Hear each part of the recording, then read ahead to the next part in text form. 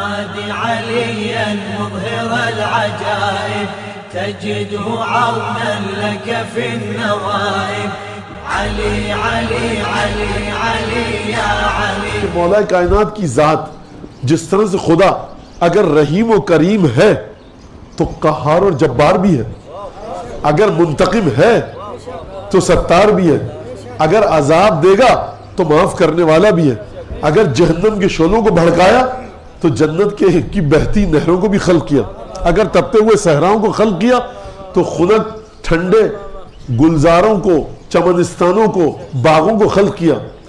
جلاتی دھوپ اسی کی مخلوق ہے اور باد بہاری بھی اسی کی پیدا کردہ ہے.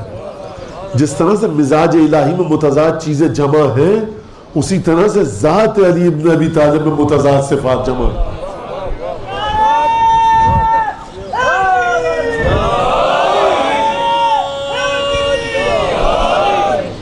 اگر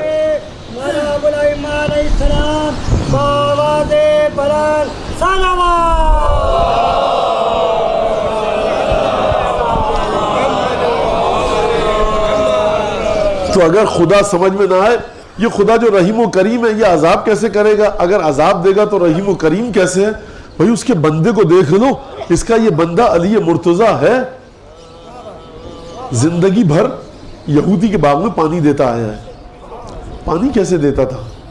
ڈول کو پھینکتا تھا، رسی سے ڈول کو کھینچتا تھا، ڈول اٹھاتا تھا، کھجور کے درخت کی جڑ میں ڈالتا تھا، پھر جاتا تھا، پھر ڈول. یہی ہوتا ہے.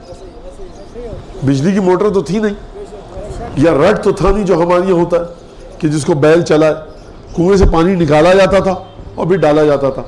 کھجور کے باغ میں 50 100 30 40 درخت ہوتے تھے. اگر کھجور کے باغ پھیلا ہوا اگر ہے تو 2 4 5 گھنٹے لگ جائیں گے آپ کو کھجور کے ایک باغ کو سیراب کرنے میں. جب آپ رسی کنویں میں ڈالیں گے تو آپ کے ہاتھوں پر گٹے پڑ جائیں گے اور آپ کو سخت کام کرنے کی عادت ہو جائے گی. سمجھ میں آ گئی بات؟ تلوار چلائی، تلوار بھی چلا سکتا ہے جو کسان ہے، جو کھیتی باڑی کرتا ہے، جس کے ہاتھوں میں گٹے پڑیں وہ تلوار بھی چلا سکتا ہے.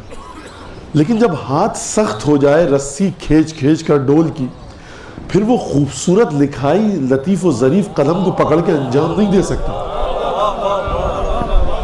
خطاط جتنے بھی ہیں آپ ان سے کبھی مصافحہ کیجئے جا کر، انتہائی روئی کے گالوں کی طرح نرم ہاتھ ہوتا ہے. تو سمجھ میں نہیں آتا اے علی مرتضیٰ اگر یہ ہاتھ جو تلوار کو اتنی طاقت سے چلا رہا ہے، یہ ہاتھ کے جو دروازہ خیبر اکھیڑ رہا ہے، جو کی روٹی اس سے ٹوٹ نہیں رہی ہے اور لطیف ترین قلم کو لکھ کر خوبصورت ترین لکھائی لکھ رہا ہے، اور پھر اس کے بعد بیت المال کے کاتب کو ہدایات بھی دے رہا ہے کہ دوات کو اس طرح سے رکھو، قلم اس طرح سے چھیلو، نوک اس طرح سے بناؤ، سطروں میں فاصلہ اس طرح سے رکھو. خوب توجہ کیجئے گا، یہ علی جو کاغذ پر لکھے گئے خطوط اور مراسلوں کے بارے میں ہدایات انجام دے رہا ہے کہ سطروں کا فاصلہ اس طرح سے ہو، قلم کی نوک اس طرح سے ہو. یہی علی جب اپنے بیٹے محمد حنفیہ کو صفین کے لشکر کی جانب روانہ کر رہا ہے تو وہاں پر بھی ہدایات ایسی ہیں کہ لگتا ہے کہ اس شخص کو سوائے جنگ کے کچھ نہیں آتا، اور جب کاتب کو ہدایات دے رہا ہے تو لگتا ہے کتابت کے علاوہ کچھ جانتا نہیں ہے. کہا کہ دیکھو قلم کی نوک کو باریک رکھو، الفاظ کو جوڑ کر رکھو، سطروں کے درمیان فاصلہ رکھو، فَإِنَّهُ أَجْمَلُ لِلْخَطِّ، یہ تمہاری لکھائی کو خوبصورت کرے گی. دوات میں کپڑا ڈال کر رکھو کہ جب قلم کو ڈبو اور نکالو تو اضافی دوات اضافی روشنائی لگ کر نہ آئے، کاغذ پر دوات روشنائی پھیلنے نہ پائے. آپ کہیے گا یہ تو آج کل ہر ایک کو پتا ہے. یہ میں 1400 سال پہلے ایسے بچے کی بات کر رہا ہوں کہ جس کا باپ 7 8 10 سال کی عمر میں مر گیا. اس نے لکھنا پڑھنا کسی سے نہیں سیکھا، اگر سیکھتا تو اپنے بڑے بھائی محمد مصطفیٰ سے سیکھتا. خود محمد کو لکھنا نہیں آتا بقول آپ کے، تو اس نے لکھائی سیکھی کس سے؟ اور پھر محمد حنفیہ کو جب بھیجا، یہاں پر لکھائی کے بارے میں فرما رہے ہیں، جب محمد حنفیہ کو بھیجا کہا کہ بیٹا دیکھ حملہ کرنے جا رہا ہے، عز علی نازجک اعر اللہ جمجمتک وارمی ببصرک الاقصى القوم وعلم ان الفتح من عند اللہ العزیز الحکیم. اے محمد بیٹا حملہ کریو تو دیکھ سامنے والی صف پر نگاہ مت کیجو، آخری صف پر دشمن کی نگاہ کیجو، دانتوں کو بھیچ، سر کو اپنے خدا کو گروی رکھوا دے اور پھر حملہ کر، لیکن جان لے فتح ہوتی اسی کی طرف سے ہے۔ اے علی آخر تو ہے کون سی خدا کی مخلوق؟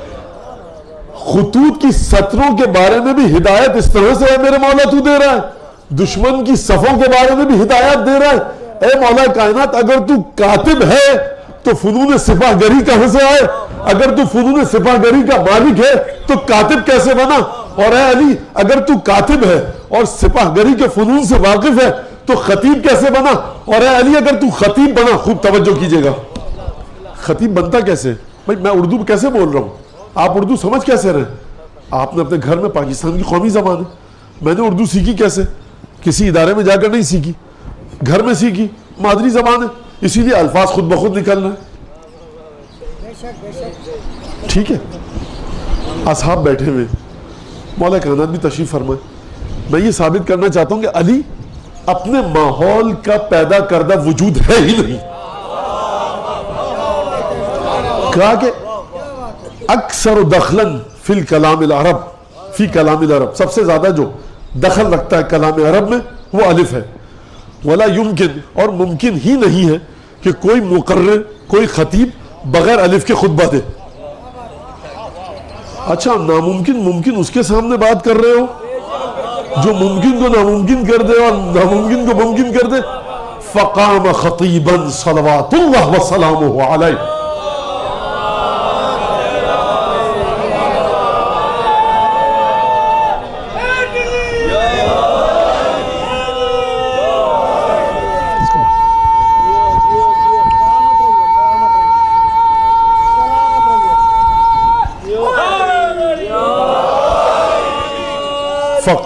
فقام خطیبا، مولا کو اٹھ کھڑے ہوئے خطبہ دینے کے لیے۔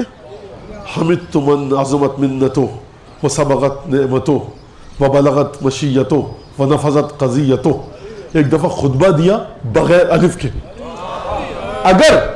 اگر علی ابن ابی طالب اپنے وجود کی پیداوار ہوتے، یہ جملہ مجھے کہنے دیجئے، اگر علی ابن ابی طالب اپنے ماحول کے ذریعے علی بنے ہوتے تو یہ سارے عرب بیٹھے کہہ رہے ہیں الف کے بغیر خطبہ دیا ہی نہیں جا سکتا، ایک جملہ کہہ دیتے پورا خطبہ دیا۔ اور کیسا خطبہ؟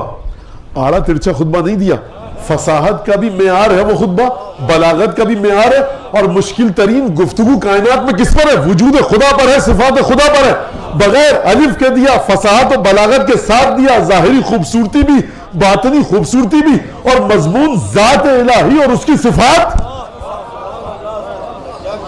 سنورہم آیاتنا فی الآفاق وفی انفسہم، ہم اپنی نشانیاں دکھائیں گے۔ یہ چاند سورج کو چھوڑیے، آپ علی ابن ابی طالب کی ذات کا مطالعہ کر لیجئے، آپ ملحد نہیں ہو سکتے، آپ خدا کے وجود کا انکار نہیں کر سکتے۔ اب یہ علی ابن ابی طالب، علم و حکمت کا سرچشمہ کہاں سے ملی؟ علم و حکمت کہاں سے ملا؟ ذات پروردگار نے عطا کیا رسول خدا کے ذریعے۔ اچھا اب ایک سوال میرے نوجوانوں کے ذہن میں آتا ہے، پوچھتے بھی ہیں، اس کا جواب دے کر میں تقریر کو آگے بڑھاؤں۔ تو مولانا رسول خدا بڑے تھے یا مولا کائنات؟ واضح ہے رسول خدا کا مقام بلندتر ہے، کیونکہ جو بھی علوم رسول خدا سے ہو کر آئے ہیں، جو بھی علوم مولا کائنات کے پاس ہیں، وہ رسول خدا کے علوم ہیں۔ تو پھر یہ بتائیے کہ رسول خدا نے کبھی جنگ اس طرح سے کیوں نہیں کی؟ رسول خدا نے دروازہ خیبر کیوں نہیں اکھیڑا؟ رسول خدا نے یہ کمالات دکھاتے تاکہ رسالت پر ہمارا ایمان ہو جاتا۔ یہ علی ابن ابی طالب کو کیوں کمالات دیے گئے؟ رسول خدا نے کبھی ایسے خطبے نہیں دیے، رسول خدا نے کمالات ان کے وجود سے صادر نہیں ہوئے۔ تو بھائی بات دراصل یہ ہے کہ ایک چھوٹی سی حدیث ہے اس بات کا جواب، انا مدینۃ العلم و علی بابھا، بھائی دروازہ تم سے سنبھالے نہیں سنبھل رہا، آدم سے لے کر عیسیٰ تک انگوش بدندرا ہے کہ ذات علی کی حقیقت کیا ہے۔ جبرائیل، میکائیل، اسرائیل، اسرافیل، روح القدس، عالم بالا، کروبیان، ملائکہ، سب کے سب حیرت سے مات و مبہوت ہیں کہ ذات علی ہے کیا۔ تو علی ابن ابی طالب کو کمالات دیے ہی اسی لیے گئے کہ علی ابن ابی طالب کی ذات ہے دروازہ شخصیت رسول خدا، یعنی برہان ہے رسول کی رسالت کی ذات علی۔